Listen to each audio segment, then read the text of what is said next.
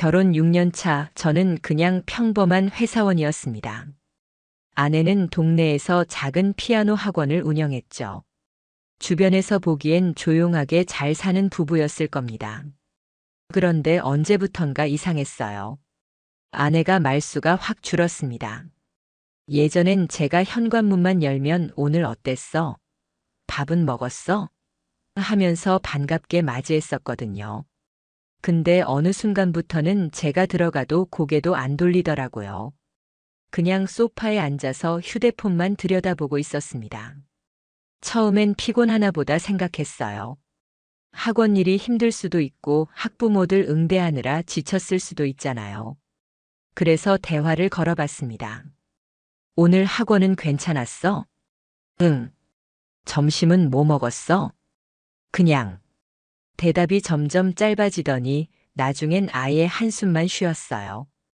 그것도 저한테 들으라는 듯이 크게요. 2주쯤 지났을까요? 아내가 저녁상을 차리지 않기 시작했습니다. 예전엔 제가 7시쯤 들어가면 밥이 준비돼 있었는데 이젠 식탁에 아무것도 없었죠. 냉장고를 열어보니 반찬도 없고 밥도 안 해놓은 날이 많아졌어요. 오늘 밥은? 각자 알아서 먹으면 안 돼? 목소리가 날카로웠습니다. 뭔가 화가 나 있다는 게 느껴졌어요. 근데 제가 뭘 잘못한 건지 도통 모르겠더라고요. 그날부터 저는 퇴근길에 편의점에서 도시락을 사 먹기 시작했습니다. 집에 들어가서 혼자 플라스틱 용기를 까먹는 게 처음엔 서글펐는데 나중엔 그게 익숙해지더라고요. 한 달쯤 됐을 때 본격적으로 말다툼이 시작됐습니다. 그것도 말도 안 되는 이유로요. 어느 날 제가 신발을 현관에 벗어났는데 아내가 갑자기 소리를 질렀어요. 신발 좀 제대로 정리해. 맨날 아무렇게나 벗어놓고. 저는 그냥 평소처럼 벗어났을 뿐인데 말이죠. 사실 신발장에 넣지 않은 건 맞긴 한데 그게 그렇게 화낼 일인가 싶었어요. 미안, 지금 넣을게. 지금 넣는 게 문제가 아니잖아. 당신은 맨날 그래. 생각이 없어. 이게 무슨 소리인가 싶었죠. 신발 하나 때문에 이렇게까지 화를 낼 일인가요? 다음 날도 비슷했습니다. 제가 저녁 먹고 설거지를 했는데 수세미를 싱크대에 놔뒀다고 또 한 소리 들었어요. 수세미는 거기 두는 거 아니라고 몇 번을 말해. 아, 깜빡했네. 미안해. 깜빡한 게 한두 번이야? 당신은 내 말을 듣긴 하는 거야? 점점 이상했습니다. 예전에 아내는 이런 사람이 아니었거든요. 작은 실수쯤은 웃으면서 넘어가던 사람이었는데 이젠 제가 뭘 해도 눈에 거슬린다는 표정이었어요. 가장 이상했던 건 아내가 저랑 눈을 안 마주친다는 거였습니다. 이야기를 하면서도 제 얼굴을 안 보고 자꾸 휴대폰을 만지작거렸어요. 누구랑 연락하는지는 몰라도 화면을 볼 때마다 표정이 조금씩 달라지는 게 느껴졌습니다. 참다 어느 날 제가 먼저 물었어요. 당신 요즘 왜 그래? 내가 뭘 잘못했어? 아내는 휴대폰에서 눈도 안 떼고 대답했습니다. 별로 얘기하고 싶지 않아. 그래도 이유는 알아야지. 우리 부부잖아. 그제서야 고개를 들더니 차갑게 말하더라고요. 당신은 항상 그러잖아. 자기가 뭘 잘못했는지도 모르면서 물어보기만 해. 제가 뭘 잘못했다는 건지 그게 뭔지도 안 알려주면서 이런 식으로 대하는 게 이해가 안 됐어요. 그날 밤 아내는 제 옆이 아니라 거실 소파에서 잤습니다. 처음 있는 일이었죠. 다음 날 아침 아내가 말했어요. 나 심리 상담 받아볼까 해. 응? 왜? 요즘 감정 조절이 안 돼. 자꾸 짜증나고 힘들어. 저는 속으로 내가 그렇게 만든 건가 싶어서 죄책감이 들었어요. 그래서 바로 대답했죠. 그래, 전문가 선생님한테 도움 받는 것도 좋지. 그렇게 해. 지금 생각하면 그게 시작이었습니다. 아내는 그 주부터 일주일에 2번씩 상담소에 다니기 시작했어요. 화요일 오후 7시, 금요일 오후 7시. 학원 수업이 끝나면 바로 가는 스케줄이었죠. 처음 한 달은 괜찮았어요. 아니, 괜찮다기보다는 더 나빠지지 않았다는 표현이 맞겠네요. 여전히 저한테 차갑긴 했지만 최소한 소리를 지르거나 하진 않았으니까요. 그런데 2달째 접어들면서 이상한 변화가 보이기 시작했습니다. 상담을 받고 온 날이면 아내가 저를 보는 눈빛이 더 싸늘해졌어요. 마치 상담소에서 제가 얼마나 나쁜 남편인지 확인받고 오는 것처럼 느껴졌습니다. 어느 날은 이런 말까지 했어요. 선생님 말 들어보니까 내가 왜 이렇게 힘들었는지 알겠더라. 내가 잘못한 게 아니었어. 그게 무슨 뜻이야? 당신 같은 사람이랑 사는 게 원래 이렇게 힘든 거래. 상담사가 대체 무슨 말을 한 건지 궁금하면서도 섬뜩했습니다. 제가 문제 있는 사람처럼 몰아가는 느낌이 들었거든요. 3개월째가 되자 아내는 아예 제 존재를 무시하기 시작했어요. 같은 공간에 있어도 말을 안 걸고 밥도 따로 먹고 잠도 따로 잤죠. 그러던 어느 날 밤 아내가 늦게 들어왔습니다. 원래 상담은 8시 반이면 끝나는데 그날은 밤 11시가 넘어서 들어오더라고요. 왜 이렇게 늦었어? 상담 끝나고 좀 걸었어. 머리 좀 식히려고. 그 말이 거짓말인지 진짜인지는 그땐 몰랐습니다. 근데 이상한 느낌은 들었어요. 아내 얼굴에 웃음기가 있었거든요. 집에서는 한 번도 안 짓던 표정이었는데 말이죠. 그리고 며칠 뒤 결정적인 순간이 왔습니다. 아내가 가방을 소파에 놓고 화장실에 간 사이 가방에서 명함 한 장이 삐져나와 있는 게 보였어요. 호기심에 집어들었죠. 땡땡 심리상담연구소 소장 박땡땡 심리학 박사. 주소를 보니 집에서 그렇게 멀지 않은 곳이었어요. 검색해보니 꽤 유명한 곳이더라고요. 상담사 사진도 있었는데 30대 중반쯤 돼 보이는 남자였습니다. 정장 입고 환하게 웃고 있는 사진이었죠. 순간 이유는 모르겠는데 기분이 묘하게 나빴습니다. 그 사람 얼굴에서 뭔가 계산적인 느낌이 들었달까요? 너무 완벽하게 연출된 미소 같았어요. 그날 밤부터 저는 아내를 다른 시선으로 보기 시작했습니다. 그리고 조금씩, 아주 조금씩 진실을 알아가게 됐죠.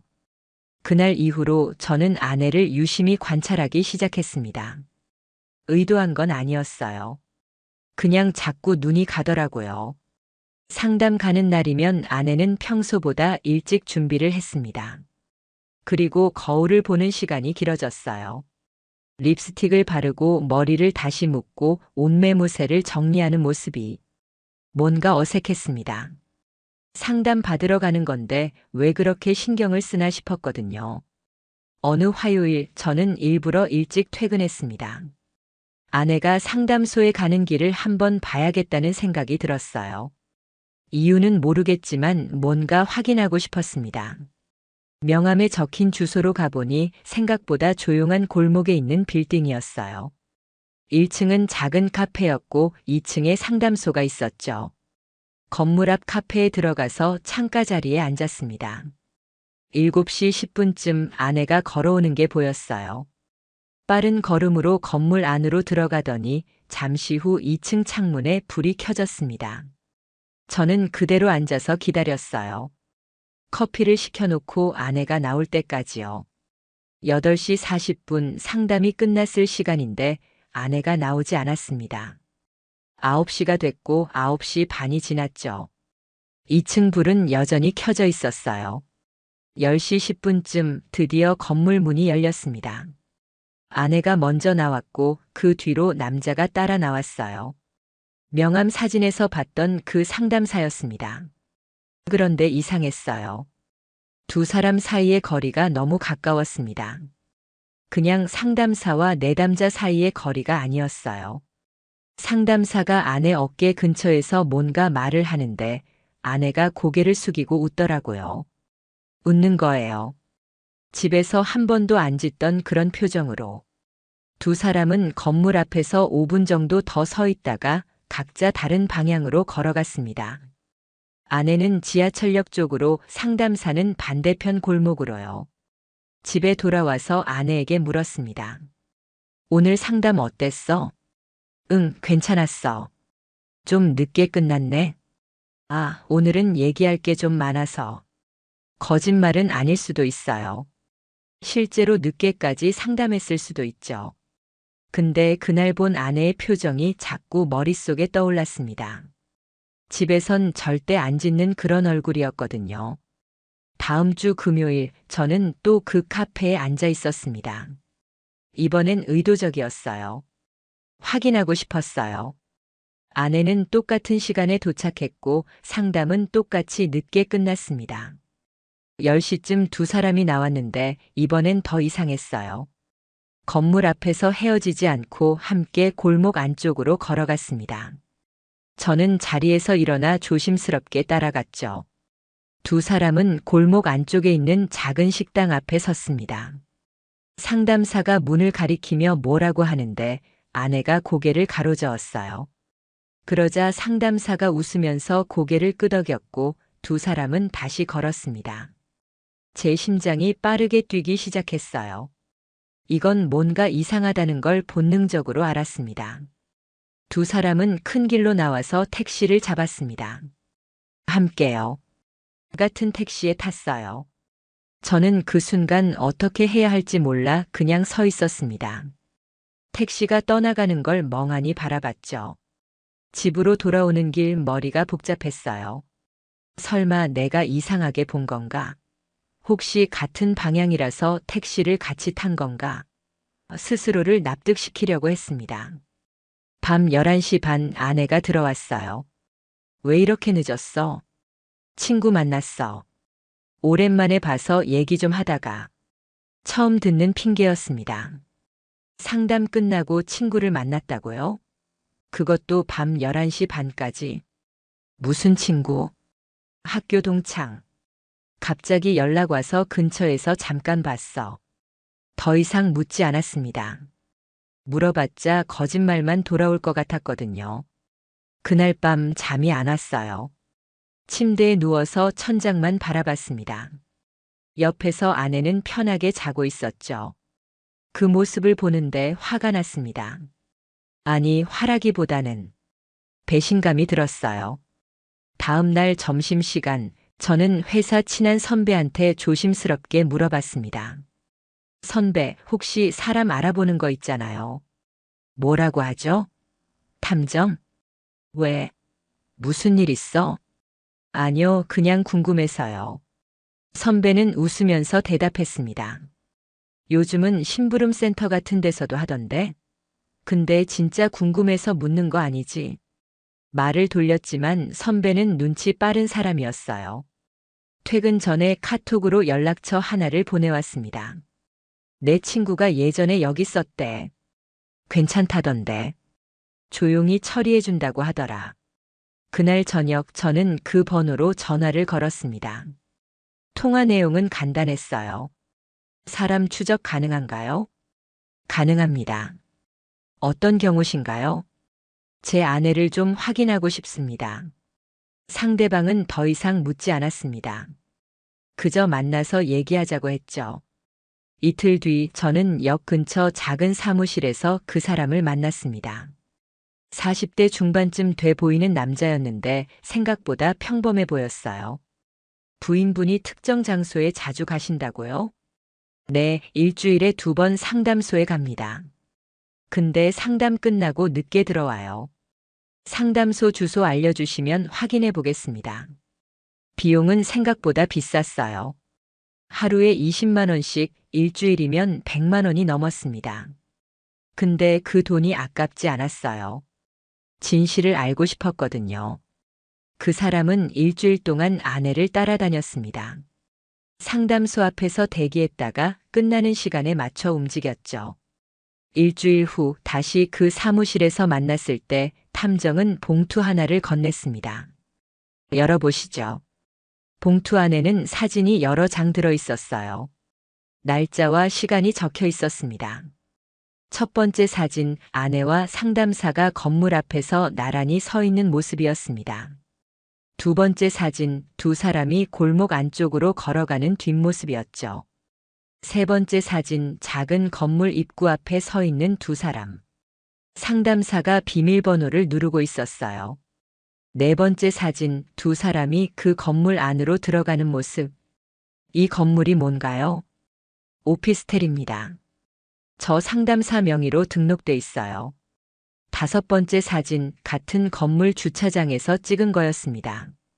시간은 밤 11시. 들어간 후 2시간 반 뒤에 나왔습니다. 둘 다 같이요. 손이 떨렸어요. 사진을 보는데 눈앞이 하얗게 변하는 느낌이었습니다. 확실한가요? 그 안에서 무슨 일이 있었는지까지는 확인 못했습니다.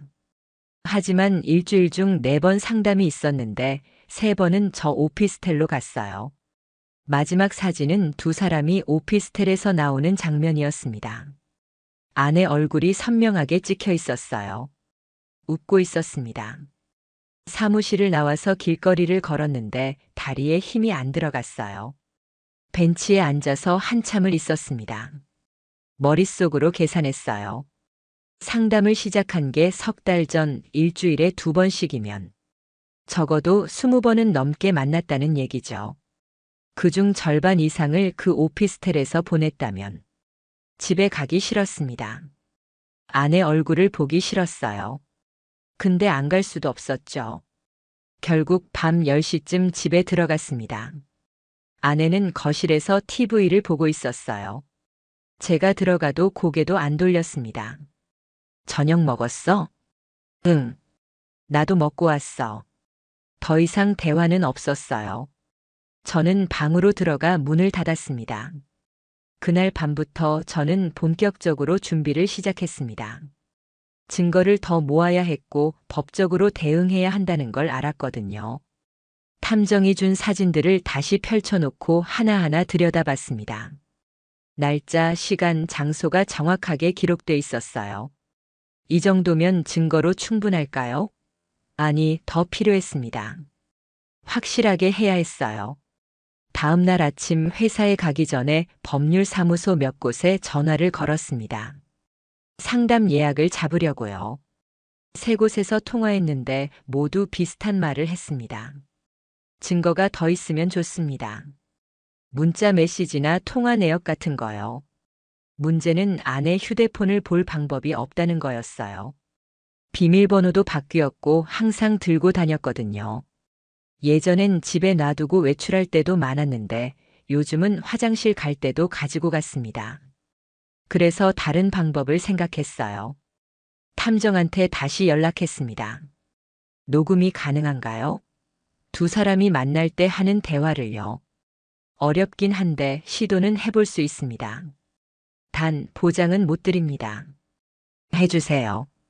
비용은 상관없어요. 그 주 금요일 탐정은 상담소 근처에서 대기했습니다. 아내가 도착하는 걸 확인한 후 오피스텔까지 따라갔죠. 건물 로비에서 기다렸다가 두 사람이 나올 때 가까이 붙어서 움직였다고 했어요. 월요일 오후 탐정에게서 연락이 왔습니다. 파일 하나 보내드렸습니다. 확인해 보세요. 회사 화장실에 들어가서 이어폰을 꽂고 재생했습니다. 잡음이 좀 있었지만 목소리는 들렸어요. 오늘 너무 피곤하지 않았어요? 남자 목소리였습니다. 그 상담사죠. 괜찮아요. 당신 만나면 피곤한 게 다 풀려요. 아내 목소리였습니다. 집에서 한 번도 들어본 적 없는 톤이었어요. 다음 주에는 조금 일찍 만날 수 있을까요? 글쎄요, 학원 스케줄 봐야 하는데. 당신 보고 싶은데. 저도요. 녹음은 거기서 끊겼습니다. 20초 정도의 짧은 대화였지만 충분했어요. 이건 상담사와 내담자의 대화가 아니었습니다. 화장실 칸 안에서 주먹으로 벽을 쳤습니다. 소리는 안 나게 그냥 세게요. 이가 갈렸어요. 6년을 함께 산 사람이 이럴 수 있나 싶었습니다. 그날 저녁 저는 법률사무소를 찾아갔습니다. 30대 후반으로 보이는 여자 변호사였어요. 사진이랑 녹음 파일 들어봤습니다. 충분히 소송 가능한 사안이에요. 어떻게 진행되나요? 먼저 이혼 소송과 위자료 청구를 준비합니다. 그리고 상대 남성한테는 별도로 손해배상 청구를 할 수 있어요.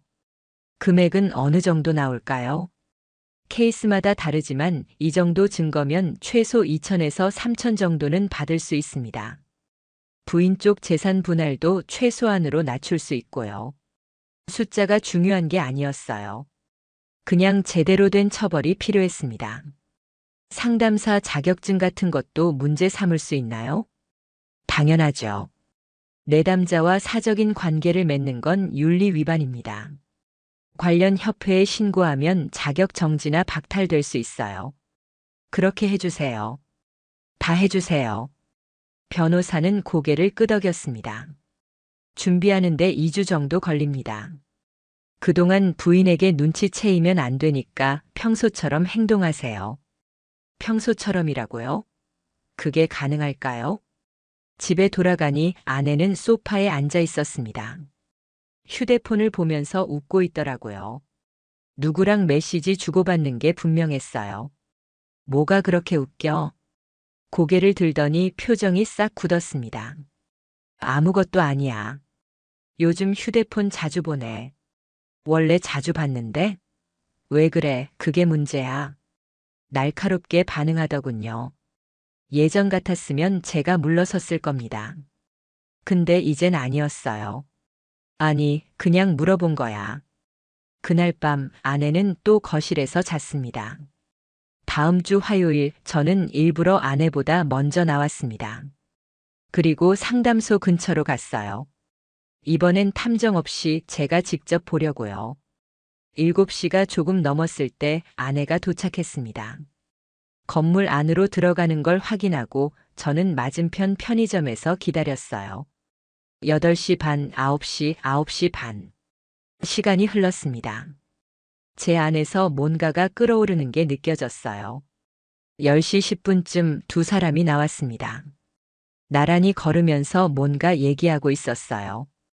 그 상담사가 아내 어깨 쪽에 손을 가까이 대는 게 보였습니다. 닿지는 않았지만 거의 닿을 듯 말 듯한 거리였죠. 저는 그 순간 뛰쳐나가서 소리라도 지르고 싶었어요. 근데 참았습니다. 변호사가 그랬거든요. 지금 대면하면 증거가 오히려 불리해질 수 있다고요. 두 사람은 택시를 탔고 저는 그대로 서서 차가 사라지는 걸 봤습니다. 집으로 돌아오는 지하철 안에서 옆자리 사람들이 전부 행복해 보였어요. 웃으면서 통화하는 여자, 졸면서 기대고 있는 남자, 손잡고 있는 커플. 그게 전부 가짜 같았습니다. 밤 12시쯤 아내가 들어왔어요. 늦었네. 응, 상담 끝나고 산책 좀 했어. 또 거짓말이었죠. 이젠 거짓말인 줄 알면서도 아무 말 안 했습니다. 어차피 2주 후면 끝날 테니까요. 그 주말 저는 집에 있는 아내 물건들을 하나씩 사진으로 찍어뒀습니다. 재산 분할 때 필요하다고 변호사가 말했거든요. 옷장, 화장대, 피아노 학원 관련 서류들. 다 정리했어요. 아내는 주말 내내 방에만 있었습니다. 학원이 쉬는 날인데도 나가지 않고 휴대폰만 들여다봤죠. 일요일 저녁 거실에서 우연히 마주쳤을 때 아내가 먼저 말을 걸었습니다. 우리 얘기 좀 할까? 무슨 얘기? 이렇게 사는 거 힘들지 않아? 힘들냐고요? 웃기는 소리였습니다. 힘들긴 한데 어쩌겠어. 헤어지는 게 나을 것 같아. 그 순간 제 안에 있던 뭔가가 터질 뻔했어요. 근데 꾹 눌렀습니다. 갑자기 왜 그런 얘기를 해? 갑자기가 아니야. 나도 오래 생각했어. 우린 안 맞는 것 같아. 상담 선생님이 그렇게 말하던가. 아내 표정이 굳었습니다. 왜 갑자기 상담 선생님 얘기를 해? 아니, 그냥. 요즘 상담 자주 받으니까. 상담이랑은 상관없어. 내 생각이야. 거짓말을 하면서도 당당하더군요. 그 모습을 보는데 역겨웠습니다. 알았어. 근데 지금 당장은 아니고 나도 준비가 필요해. 준비? 무슨 준비? 이것저것. 급하게 정리하면 나중에 문제 생길 수 있잖아. 아내는 더 이상 묻지 않았습니다. 자기가 원하는 대답을 들었으니까요. 그날 밤 변호사에게 메시지를 보냈습니다. 빨리 진행해 주세요. 더는 못 참겠습니다. 답장은 다음 날 아침에 왔습니다. 이번 주 금요일에 서류 완성됩니다. 다음 주 월요일에 송달 들어갑니다. 이제 며칠 안 남았어요. 그때까지만 버티면 됐습니다. 그 주 내내 저는 출근했다가 퇴근하고 밥 먹고 잤습니다. 아내와 대화는 거의 없었어요. 서로 다른 공간에 사는 것처럼 지냈죠. 금요일 오후 변호사 사무실에서 서류를 받았습니다. 두꺼운 봉투였어요. 월요일 오전에 법원에서 송달 나갑니다. 아내 학원으로 보낼 거예요. 제가 직접 줄 수는 없나요? 법적으로는 송달이 정식이지만 직접 전달하셔도 됩니다. 단 그 순간을 녹화하거나 증인이 필요해요. 고민했습니다. 직접 주고 싶었어요. 그 표정을 보고 싶었거든요. 제가 직접 주겠습니다. 월요일 아침 저는 평소보다 일찍 일어났습니다. 봉투를 가방에 넣고 거울을 봤어요. 얼굴이 많이 변한 것 같았습니다. 눈 밑에 다크서클이 짙어졌고 뺨도 좀 꺼진 것 같았죠. 아내는 아직 자고 있었어요. 침실 문을 열고 들여다봤습니다. 편하게 누워 자는 모습을 보니 화가 치밀어 올랐습니다. 어떻게 저렇게 편하게 잘 수 있을까요? 회사에는 반차를 냈습니다. 오전에 급한 일이 있다고 했죠. 상사는 별말 없이 허락했어요. 10시쯤 아내 학원 앞에 도착했습니다. 작은 건물 2층에 있었죠. 계단을 올라가는데 다리가 떨렸어요. 분노 때문인지 긴장 때문인지 모르겠더라고요. 학원 문을 열었습니다. 벨소리가 울렸고 안에서 아내가 나왔어요. 저를 보자 표정이 굳었습니다. 왜 여기 와? 줄 게 있어서. 뭔데? 가방에서 봉투를 꺼냈습니다. 두툼한 서류 봉투였죠. 이거. 아내는 봉투를 받지 않았어요. 그냥 쳐다보기만 했습니다. 뭔데 이게? 열어봐. 그럼 알아. 지금 장난해? 장난 아니야. 열어보라고. 아내가 마지못해 봉투를 받았습니다. 뜯어서 안을 들여다보더니 얼굴이 하얗게 변했어요. 이게 뭐야? 보면 알잖아. 이혼 소송이야. 아내 손이 떨렸습니다. 서류를 다시 봉투에 넣으려다가 바닥에 떨어뜨렸죠. 갑자기 왜 이래? 내가 헤어지자고 한 건 맞지만. 갑자기? 석 달 전부터 준비했어. 무슨 소리야? 박땡땡. 그 사람 알지? 그 순간 아내 얼굴에서 핏기가 완전히 사라졌습니다. 어떻게 알았냐고? 다 봤어. 사진도 있고 녹음도 있어. 오피스텔 드나드는 것도 다 찍혔어. 아내가 뒤로 비틀거렸습니다. 의자를 잡고 겨우 중심을 잡더라고요. 잠깐만 얘기 좀 하자. 오해야. 오해? 2시간씩 오피스텔에 있는 게 오해야? 보고 싶다고 말하는 게 오해야? 그건 변명하지 마. 다 끝났어.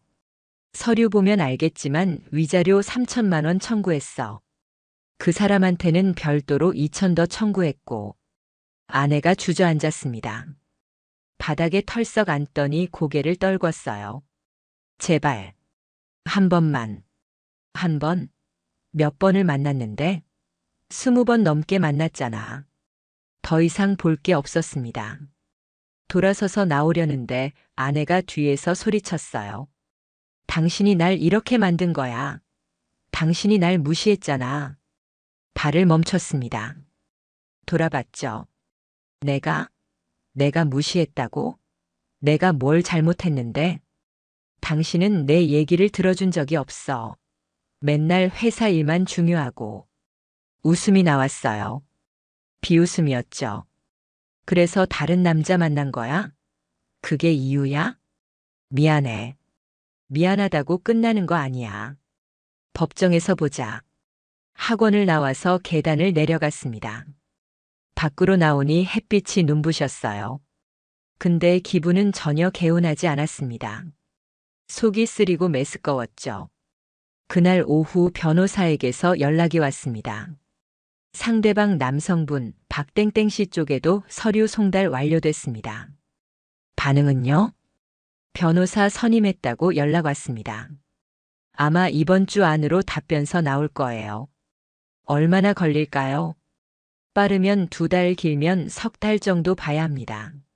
생각보다 긴 시간이었어요. 근데 상관없었습니다.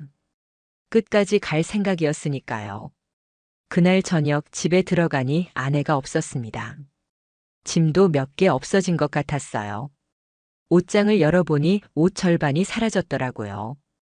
테이블 위에 메모지가 하나 놓여 있었습니다. 당분간 밖에서 지낼게. 연락하지 마. 찢어버렸습니다. 그리고 쓰레기통에 던졌죠. 혼자 있는 집이 이렇게 넓었나 싶었어요. 거실에 앉아서 멍하니 TV를 켰습니다. 무슨 프로그램인지도 모르겠더라고요. 그냥 소리만 들렸어요. 핸드폰이 울렸습니다. 모르는 번호였어요. 받았습니다. 여보세요? 저 박땡땡입니다. 그 상담사였어요. 목소리가 떨리고 있었습니다. 전화 왜 했어요? 잠깐만 얘기 좀 할 수 있을까요? 만나서. 만날 거 없어요. 할 말 있으면 변호사 통해서 하세요. 제발요. 오해가 있는 것 같아서. 오해요? 증거가 다 있는데 무슨 오해예요? 그게 저희는 정말 끊어버렸습니다. 더 들을 필요가 없었거든요. 5분 후 또 전화가 왔어요. 이번엔 받지 않았습니다. 문자가 왔죠. 정말 죄송합니다. 제가 잘못했습니다. 합의 가능할까요? 답장하지 않았습니다. 번호를 차단했어요. 다음 날 변호사에게서 연락이 왔습니다. 상대방이 합의 의사를 밝혔습니다. 거절하세요. 금액은 들어보셨어요? 4천만 원 제시했습니다. 상관없어요. 금액 문제가 아니에요. 그럼 재판으로 가는 거죠? 네, 끝까지 가겠습니다. 변호사는 잠시 침묵하다가 말했습니다. 알겠습니다. 그럼 준비 계속하겠습니다. 일주일 후 상대방 답변서가 도착했습니다. 내용은 예상했던 대로였어요. 상담 관계가 깊어지면서 감정적 교류가 있었으나 부적절한 관계는 아니었다. 거짓말이었죠. 오피스텔 사진이 있는데 무슨 소리예요? 변호사가 말했습니다. 예상했던 반응입니다. 저쪽도 최대한 책임을 줄이려고 할 거예요. 하지만 우리 쪽 증거가 워낙 확실해서 불리할 겁니다. 상담사 자격은요? 협회에 신고 들어갔습니다. 조만간 징계위원회 열릴 거예요. 자격 박탈 가능한가요? 충분히 가능합니다. 내담자와 사적 관계는 명백한 윤리 위반이거든요. 그 말을 듣는데 조금 숨통이 트이는 것 같았어요. 최소한 그 사람은 제대로 처벌받겠구나 싶었습니다. 한 달이 지났습니다. 그동안 아내와는 연락이 없었어요. 어디서 지내는지 몰랐지만 알고 싶지도 않았습니다. 어느 날 저녁 지인에게서 연락이 왔습니다. 너희 와이프 봤는데 많이 안 좋아 보이더라. 어디서 봤는데? 땡땡역 근처 카페에서.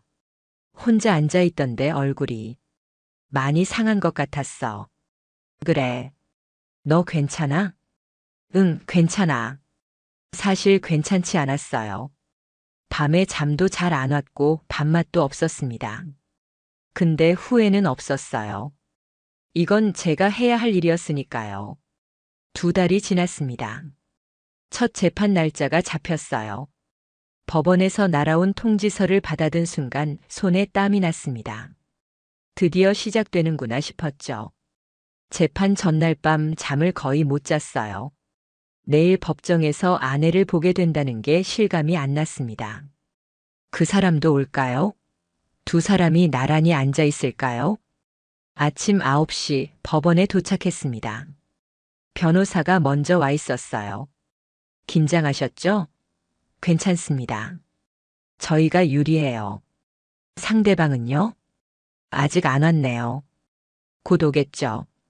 10분쯤 지났을 때 복도 저쪽에서 아내가 나타났습니다. 옆에 변호사로 보이는 남자가 있었고요. 아내는 저를 보자마자 고개를 돌렸어요. 얼굴이 많이 야위었더라고요. 화장을 진하게 했는데도 다크서클이 보였습니다. 그 상담사는 안 보였어요. 따로 오나 싶었는데 재판이 시작될 때까지 나타나지 않았습니다. 법정 안으로 들어갔습니다. 생각보다 작은 공간이었어요.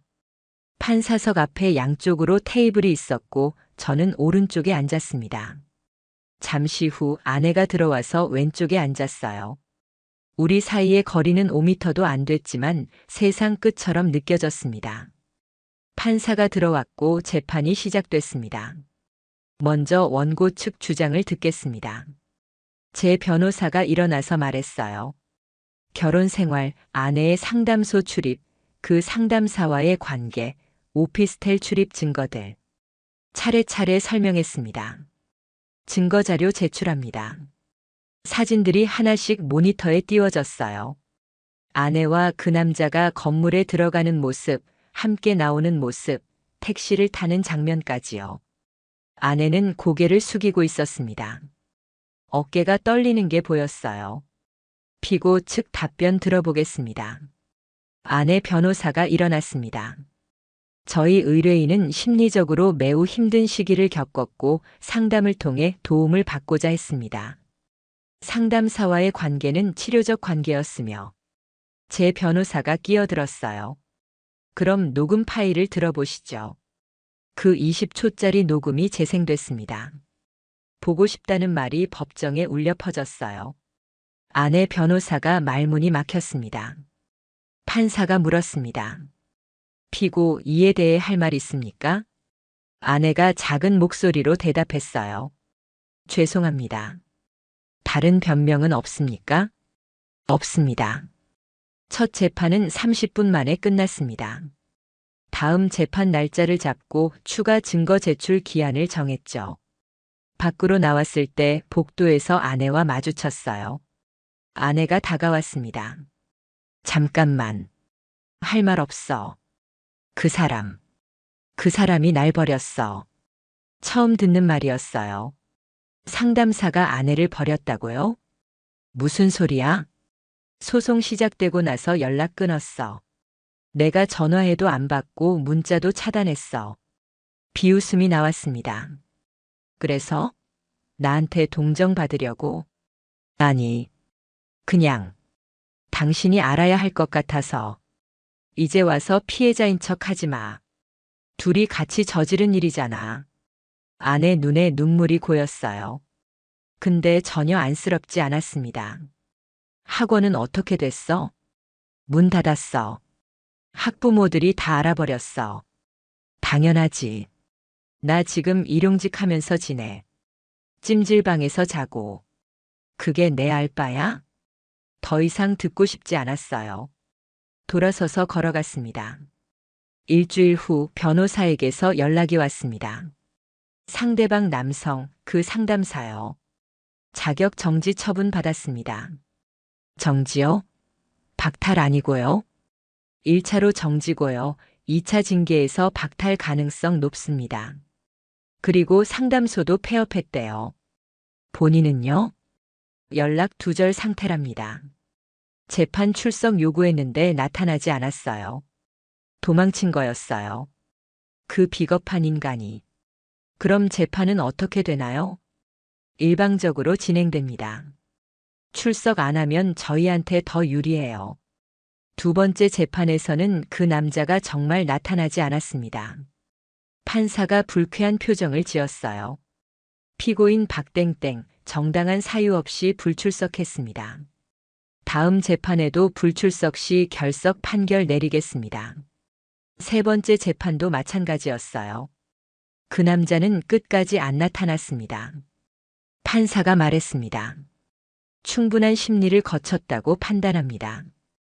판결은 2주 후에 선고하겠습니다. 그 2주가 길게 느껴졌어요. 매일 시계만 쳐다봤습니다. 판결일 다시 법정에 갔습니다. 아내만 와 있었어요. 여전히 그 남자는 없었고요. 판사가 판결문을 읽기 시작했습니다. 피고 박땡땡은 원고 배우자와 부적절한 관계를 맺어 원고의 혼인 생활을 파탄냈다고 인정됩니다. 이에 위자료 2,800만 원을 지급하라. 제가 청구한 건 3천만 원이었는데 조금 줄었네요. 그래도 상관없었어요. 피고 땡땡땡은 배우자로서의 의무를 저버렸으므로 이혼을 인정하며 위자료 1,500만 원을 원고에게 지급하라. 재산 분할은 원고 70, 피고 30으로 한다. 끝났습니다. 제가 이긴 거였어요. 법정을 나왔을 때 다리에 힘이 풀렸습니다. 벤치에 앉아서 한참을 있었어요. 아내는 울면서 나갔더라고요. 변호사가 부축해서 데리고 나가는 모습이 보였습니다. 그날 저녁 혼자 소주를 마셨어요. 집에서 혼술은 처음이었죠. 취하고 싶었는데 안 취하더라고요. 다음 날 지인에게서 연락이 왔습니다. 그 상담사 지금 땡땡 시장 근처에서 전단지 돌린다던데. 정말요? 응, 내가 직접 봤어. 어떤 학원 전단지 나눠주는데 사람들이 다 피하더라. 얼굴 아는 사람들이 많잖아. 인과응보였어요. 사람들의 마음을 망가뜨린 대가를 이렇게 받는 거죠. 아내는요? 어떻게 지낸대요? 모르겠어. 연락 안 하니까. 근데 학원 자리에 다른 업체 들어온다더라. 다 무너진 거예요. 아내가 그렇게 아끼던 학원도 그 남자의 상담소도 전부요. 한 달 후 위자료가 입금됐습니다. 아내 쪽에서 1,500만 원이 들어왔어요. 그 남자 쪽은 아직이었습니다. 변호사가 말했습니다. 박땡땡 씨 재산 압류 절차 들어갔습니다. 조만간 받으실 수 있을 거예요. 재산이 있나요? 많지는 않지만 차량이랑 예금 좀 있습니다. 다 압류했어요. 그것도 빼앗긴 거네요. 모든 걸 잃은 거죠. 저는 그 돈을 받고도 기쁘지 않았어요. 그냥 허전했습니다. 6년이라는 시간이 이렇게 끝나는구나 싶었죠. 판결 확정 후 석 달이 지났습니다. 위자료는 절반 정도 받았어요. 아내 쪽에서 1,500만 원 전부 들어왔고 그 남자 쪽에서는 1,000만 원만 입금됐습니다. 나머지는 강제 집행으로 받게 된다고 변호사가 말했죠. 차량 압류하고 예금 계좌 동결했습니다. 2개월 안에 나머지 금액 받을 수 있을 거예요. 돈이 중요한 건 아니었어요. 그냥 그들이 제대로 대가를 치르는지 확인하고 싶었습니다. 어느 날 오후 회사 선배에게서 전화가 왔습니다. 너 그 상담사 맞지? 박땡땡. 네, 왜요? 방금 땡땡역 지하 상가에서 봤는데 휴대폰 케이스 파는 좌판에 앉아 있더라. 정말요? 응. 처음엔 얼굴이 익어서 누군가 했는데 생각해보니 그 사람이더라. 완전 다른 사람 됐어. 머리도 길고 옷도 남루하고. 그 말을 듣고 점심시간에 그 역으로 갔습니다. 지하 상가 구석에 작은 좌판들이 있었어요. 핸드폰 액세서리, 양말, 자파 같은 걸 파는 곳이었죠. 세 번째 좌판에 그 사람이 앉아 있었습니다. 한눈에 알아봤어요. 머리가 많이 자랐고 수염도 제대로 안 깎아서 지저분했습니다. 예전에 입던 깔끔한 셔츠는 온데간데 없고 낡은 후드티를 걸치고 있었죠. 좌판 앞에는 싸구려 핸드폰 케이스들이 널려 있었어요. 1,000원, 2,000원짜리들이었습니다. 손님은 없었고 그 사람은 그냥 멍하니 앉아 있었어요. 제가 다가가자 그 사람이 고개를 들었습니다. 눈이 마주쳤어요. 놀란 표정이더니 급히 고개를 숙였습니다. 오래간만입니다. 제 목소리에 그 사람 어깨가 움찔했어요. 죄송합니다. 이렇게 장사하시나 보네요. 상담소는 다시 안 하세요? 자격이 박탈됐습니다. 당연한 일이었죠. 협회에서 영구 제명 처분 내렸다고 들었습니다. 나머지 위자료는 언제 주실 건가요? 조금만 시간을 주십시오. 지금 모으고 있습니다. 하루에 얼마나 벌까요? 이런 좌판에서 핸드폰 케이스 팔아서요. 한 달에 100만 원도 안 될 겁니다. 여기서 주무세요. 근처 고시원에 있습니다. 한때 방송도 나오고 책도 내던 사람이 이제는 지하 상가 좌판상이 됐습니다. 그것도 하루 종일 앉아 있어도 손님 하나 없는 곳에서요. 제 인생 망가뜨린 거 기억하시죠? 정말 죄송합니다. 죄송하다고 끝나는 게 아니잖아요. 끝까지 책임지세요. 돌아서서 나왔습니다. 뒤를 돌아보니 그 사람은 고개를 푹 숙이고 있었어요. 일주일 후 또 다른 소식을 들었습니다. 이번엔 아내 얘기였어요. 너희 전 와이프 요즘 마트에서 일한대. 어느 마트요? 땡땡마트. 계산대 말고 뒤에서 물건 정리하는 거. 일용직이라던데. 그 마트 알았어요. 집에서 가까운 곳이었죠. 며칠 후 퇴근길에 들렀습니다. 마트 안쪽 창고 근처에서 아내를 봤어요. 파란색 조끼를 입고 박스를 나르고 있었습니다. 얼굴에 땀이 흘렀고 머리카락이 얼굴에 붙어 있었죠. 예전에는 손톱 하나 깨지는 것도 싫어하던 사람이었는데 이제는 무거운 박스를 들고 허리를 굽히고 있었습니다. 제가 가까이 가자 아내가 저를 봤어요. 손에서 박스를 떨어뜨렸습니다. 왜? 여기 왔어? 장 보러 왔어. 여기서 일하는 줄 몰랐네. 힘들어 보이는데. 상관하지 마. 위자료는 다 냈지? 응. 빚내서 냈어. 빚까지 냈다니. 학원 없어지고 재산 분할로 거의 다 잃고 그나마 남은 돈도 위자료로 다 나갔으니 당연했죠. 어디서 살아? 원룸. 보증금 없는 월세. 그 사람은 맞나? 아내가 쓴웃음을 지었습니다. 만날 리가 있겠어. 재판 끝나고 연락 한 번도 안 왔어. 내가 전화해도 차단했고. 그래. 나 진짜 미쳤었어. 지금 생각하면 내가 왜 그랬는지 모르겠어. 이제 와서 후회한다고요? 너무 늦었어. 알아. 나도 알아. 아내 눈에 눈물이 고였지만 흐르지는 않았습니다. 그냥 참는 것처럼 보였어요. 가봐. 일 방해하고 싶지 않으니까. 응. 마트를 나오면서 뒤를 돌아봤습니다. 아내는 다시 박스를 들고 있었어요. 허리를 굽히고 무거운 짐을 옮기고 있었죠. 한때는 피아노 학원 원장이었는데 이제는 시급 9,000원짜리 마트 일용직이 됐습니다. 그것도 언제 잘릴지 모르는 불안한 자리에서요. 집으로 돌아오는 길 복잡한 기분이었어요. 속 시원하다기보다는 그냥 공허했습니다.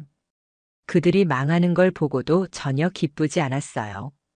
다음 날 변호사에게서 마지막 연락이 왔습니다. 나머지 위자료 1,800만 원 입금 완료됐습니다. 차량 경매로 1,000만 원 나왔고 나머지는 급여 압류로 받았습니다. 감사합니다. 수고하셨습니다. 이제 완전히 끝났네요. 전화를 끊고 통장을 확인했어요. 총 4,300만 원이 들어와 있었습니다. 아내한테 1,500, 그 남자한테 2,800만 원이요. 근데 이 돈이 제 상처를 치유해주지는 못했어요. 6년이라는 시간 믿었던 사람에게 배신당한 기억, 그 모든 게 여전히 아팠습니다. 한 달 후 우연히 그 지하 상가를 다시 지나갔어요. 그 상담사가 앉아있던 자리를 봤습니다. 좌판은 그대로 있었는데 사람은 없었어요. 옆 좌판 주인에게 물었습니다. 여기 있던 사람은요? 아, 그 사람? 나갔어요. 장사 안 돼서 그만뒀나 봐요. 어디 갔는지 아세요? 글쎄요. 잘 모르겠는데. 며칠 전에 짐 싸서 나가던데. 사라진 거예요. 어디론가 또 도망간 거죠. 근데 별로 찾고 싶지 않았습니다. 어차피 도망쳐봤자 그 인생은 끝난 거니까요. 2달 후 이사를 했습니다. 그 집에 더 이상 있고 싶지 않았거든요. 아내와 살던 집, 그 기억들이 가득한 공간을 떠나고 싶었어요. 새 집은 작았지만 깨끗했습니다. 제 혼자 살기엔 충분했죠. 짐을 풀면서 결혼 사진이 나왔어요. 6년 전 찍은 사진이었습니다. 사진 속 아내는 웃고 있었어요. 행복해 보였죠. 저도 웃고 있었고요. 그때는 정말 행복했었나요? 아니면 그것도 착각이었을까요? 사진을 찢으려다가 그냥 서랍 깊숙이 넣었습니다. 언젠가는 아무렇지 않게 볼 수 있는 날이 오겠죠. 이사한 지 반년이 지났습니다. 새 집에도 익숙해졌고 출퇴근 길도 바뀌었어요. 예전에 다니던 지하철역 대신 버스를 타게 됐죠. 아내나 그 상담사를 마주칠 일이 없는 경로였습니다. 회사 생활은 평범했어요. 동료들은 제가 이혼했다는 것만 알았지 자세한 사정은 몰랐습니다. 굳이 말하고 싶지도 않았고요. 그냥 조용히 일하고 퇴근하고 집에 가는 생활이 반복됐습니다. 어느 가을 저녁 편의점에서 컵라면을 사 먹고 있었어요. 밖에서 누가 창문을 두드리는 소리가 들렸습니다. 고개를 들어보니 아내였어요. 6개월 만에 보는 얼굴이었습니다. 더 수척해졌더라고요. 뺨이 푹 꺼졌고 눈밑이 거먹게 변했어요. 머리는 대충 묶었는지 흐트러져 있었고 옷도 낡아 보였습니다. 밖으로 나갔습니다. 무슨 일이야? 돈 좀 빌려줄 수 있어? 예상하지 못한 말이었어요. 돈? 보증금 밀려서 쫓겨났어. 일주일째 PC방에서 자고 있어. PC방에서요? 그 정도까지 됐나요? 마트 일은? 잘렸어. 실수로 물건 깨뜨려서. 다른 일은 안 구해? 구하려고 해도 이력서 낼 데가 없어. 학원 경력 쓸 수도 없고 다 알려져서. 아내의 목소리가 떨렸습니다. 제발. 50만 원만. 아니 30만 원만이라도. 고시원이라도 들어가야 해.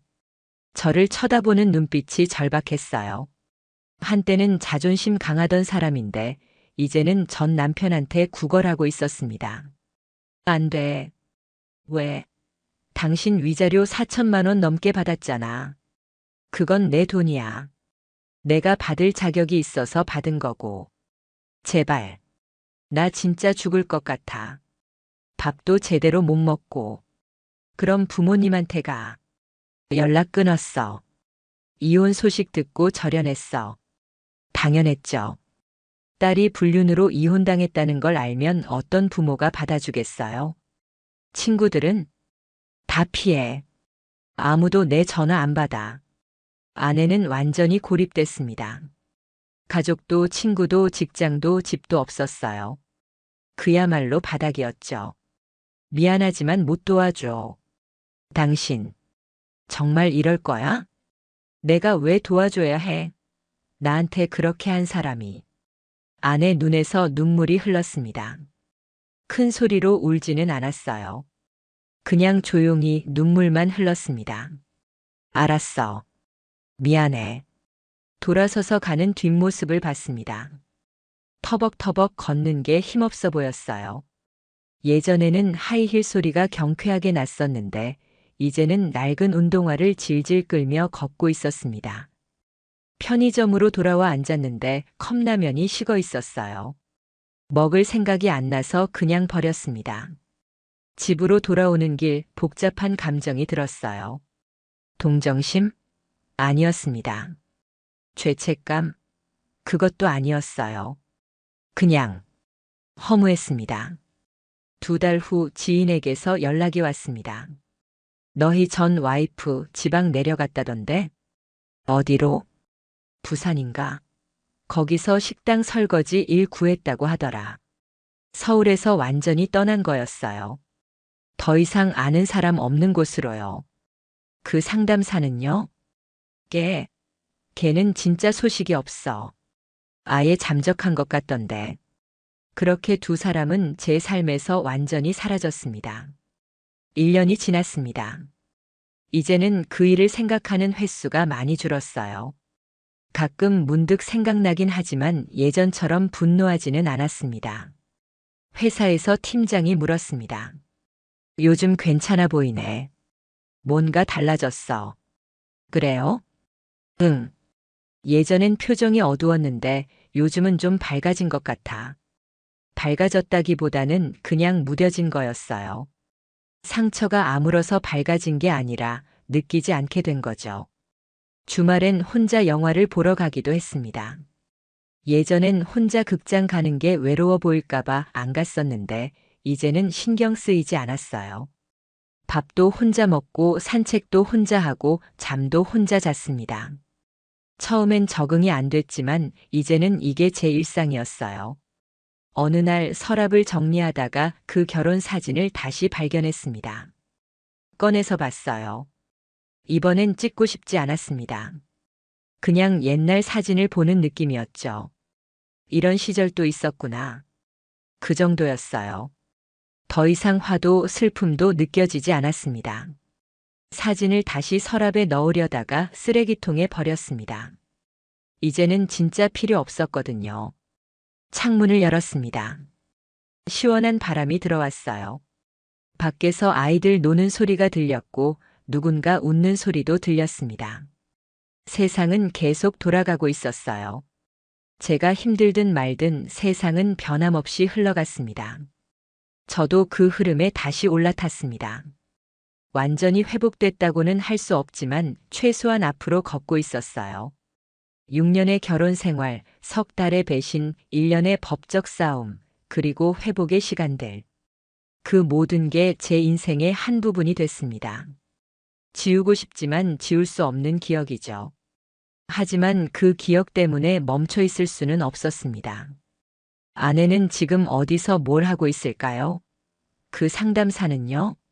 궁금하지 않았습니다.